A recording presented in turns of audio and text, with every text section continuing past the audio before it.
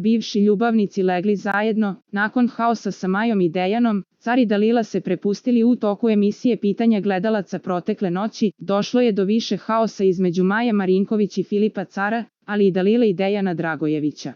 Zanimljivo je da su se rano jutros nakon ovih haosa, Dalila i Car našli u neposrednoj blizini. Bivši ljubavnici su legli na istu garnituru, metar jedno od drugog. Za najnovije vesti iz realitija i estrade kliknite subscribe, like i zvonce. Svaki dan najnovije vesti, zato nas zapratite.